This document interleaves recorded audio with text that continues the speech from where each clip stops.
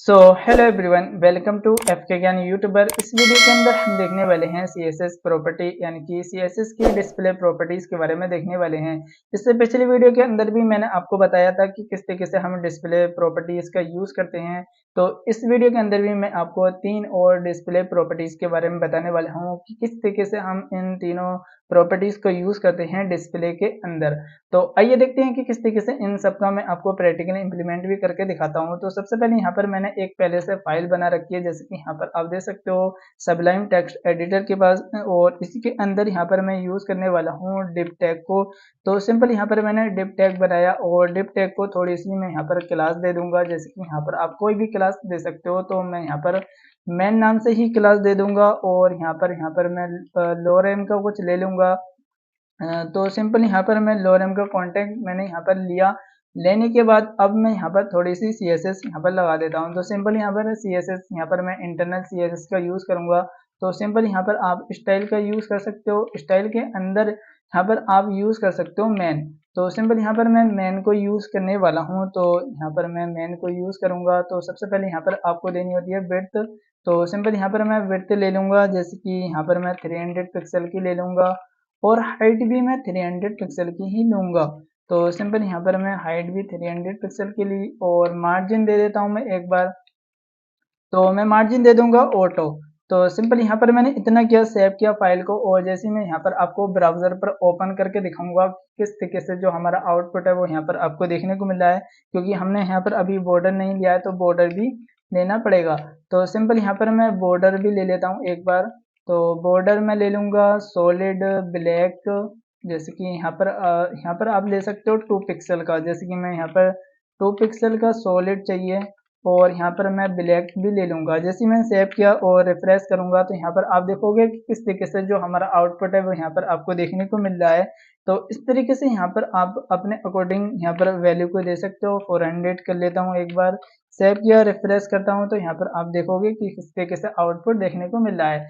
तो अब मैं यहाँ पर आपको यूज़ करके दिखाऊंगा कि किस तरीके से यहाँ पर हम यूज़ करने वाले हैं, यानी कि डिस्प्ले के अंदर इनलाइन ब्लॉक को। तो सबसे पहले यहाँ पर आप इनलाइन का मतलब तो समझ गए होंगे कि इनलाइन का मतलब होता है कि लाइन के अंदर ही। तो मैं यहाँ पर H2 टैग को यूज करूंगा, यूज किया और इसके अंदर मैं यहाँ पर लिख लूंगा हेलो।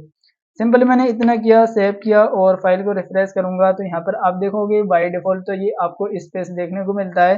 तो अब मैं यहाँ पर इसको लगाने वाला हूँ इनलाइन, यानी कि डिस्प्ले इनलाइन ब्लॉक। तो सिंपल यहाँ पर मैं H2 को यूज करूंगा, यानी कि H2 को यूज किया। H2 के अंदर मैं यहाँ पर यूज करने वाला हूँ। सबसे पहले यहाँ पर मैं दे देता हूँ इसे एक कलर प्रॉपर्टीज का यूज कर कलर दे देता हूँ ब्लू। तो सबसे पहले यहाँ पर मैंने ब्लू दिया और इसके बाद यहाँ पर मैं डिस्प्ले देने वाला हूँ। डिस्प्ले यहाँ पर आप दे सकते हो, जैसे कि मैंने आपको बताया था इनलाइन ब्लॉक। तो सिंपल यहाँ पर मैंने इनलाइन ब्लॉक को यूज किया, सेव किया। जैसे मैं रिफ्रेश करूंगा तो यहाँ पर आप देखोगे कि इसका कलर भी चेंज हो गया है। बट यहाँ पर आप डिस्प्ले ब्लॉक यानी कि इनलाइन ब्लॉक का मतलब यहाँ पर आप समझिए कि ये लाइन में भी आ रहा है बट ये स्पेस भी ले रहा है। इस तरीके से यहाँ पर आप देख सकते हो टॉप में भी स्पेस देखने को मिल रहा है, आपको बॉटम में भी स्पेस देखने को मिल रहा है। इसीलिए हम डिस्प्ले के अंदर जब भी आपको यूज करना हो, आपको स्पेस भी चाहिए और लाइन के अंदर भी, तो यहाँ पर आप यूज कर सकते हो इनलाइन ब्लॉक प्रॉपर्टीज का, डिस्प्ले के अंदर इनलाइन ब्लॉक प्रॉपर्टी का। तो इस तरीके से यहाँ पर हम यूज करते हैं इनलाइन ब्लॉक प्रॉपर्टी का।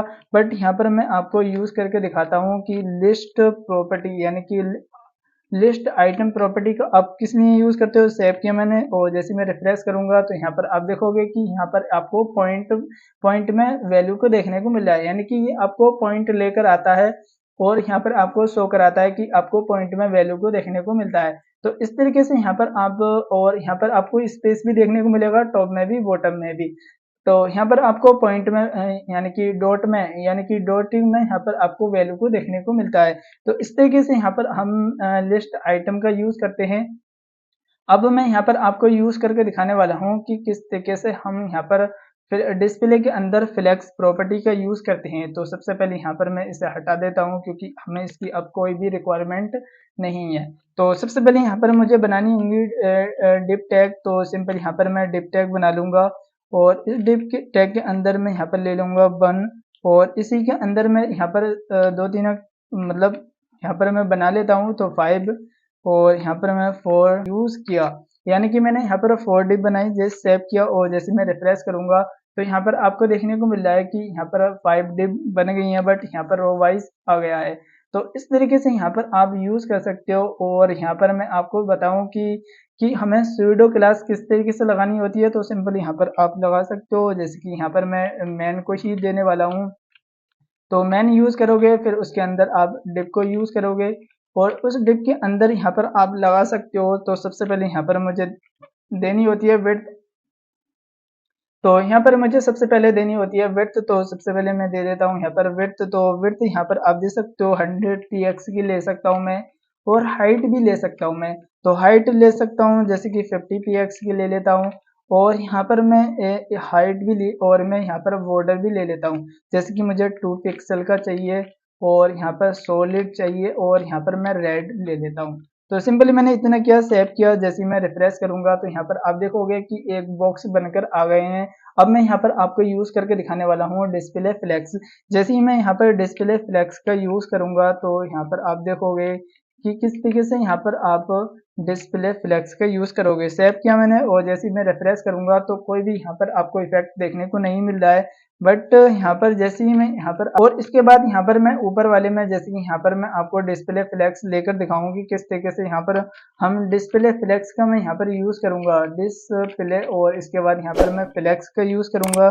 सेव किया, जैसे मैं रिफ्रेश करूंगा तो ये जो सारे कंटेंट था, यानी कि 1 2 3 5 था, वो यहाँ पर पूरी रो में यहाँ पर आ गया है। इससे ज्यादा भी यहाँ पर मैं आपको वैल्यू को बढ़ा के दिखाता हूँ। जैसे कि यहाँ पर मैंने 5 से यहाँ पर मैंने कॉपी किया, कॉपी करने के बाद यहाँ पर मैं फिर से यहाँ पर पेस्ट कर देता हूँ, और एक बार और मैं यहाँ पर पेस्ट कर देता हूँ। जैसे मैंने सेव किया, सेव करने के बाद जितने भी कंटेंट मैं यहाँ पर बढ़ाता जाऊंगा तो यहाँ पर डिस्प्ले फ्लेक्स का मतलब है ये सारी एक ही रो में आते रहेंगे। बट उसके बाद अगर मैं यहाँ पर आपको डिस्प्ले फ्लेक्स यहाँ से हटा दूंगा मैं, जैसे कि यहाँ पर मैंने डिस्प्ले फ्लेक्स को हटाया और यहाँ पर मैं फ्लोट लेफ्ट दे देता हूँ। जैसे कि यहाँ पर मैंने फ्लोट लेफ्ट दिया, सेव किया फाइल को, और जैसे ही रिफ्रेश करूंगा तो यहाँ पर आप देखोगे कि यहाँ पर भी यहाँ पर थोड़ी सी यहाँ पर आपको जगह देखने को मिल रही है।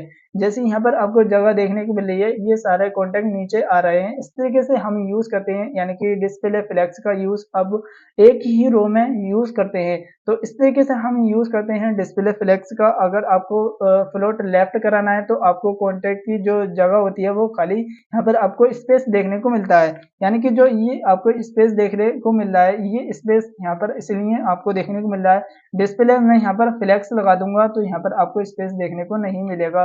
तो इस तरीके से हम यहाँ पर डिस्प्ले फ्लेक्स का यूज करते हैं। और यहाँ पर आपने देखा कि किस तरीके से यहाँ पर हमने डिस्प्ले फ्लेक्स का यूज किया और डिस्प्ले फ्लोट लेफ्ट का यूज किया। जैसे मैंने यहाँ पर डिस्प्ले फ्लेक्स का यूज किया तो यहाँ पर आप देखोगे कि इतना सारा जो कंटेंट था वो एक ही रो में आ गया है, क्योंकि यहाँ पर आपको विड्थ की कोई भी यहाँ पर रिक्वायरमेंट नहीं रहती है। तो इस तरीके से यहाँ पर आपको देखने को मिलेगा।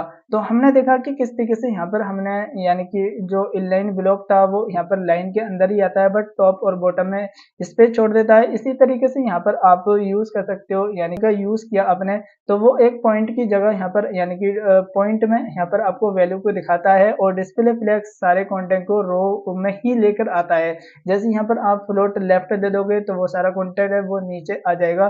तो इस तरीके से हम इन तीनों प्रॉपर्टीज को देखा। तो आज की वीडियो में आपने देखा कि किस तरीके से हमने इन तीनों प्रॉपर्टीज को use. That's it for this video, thank you for this watching.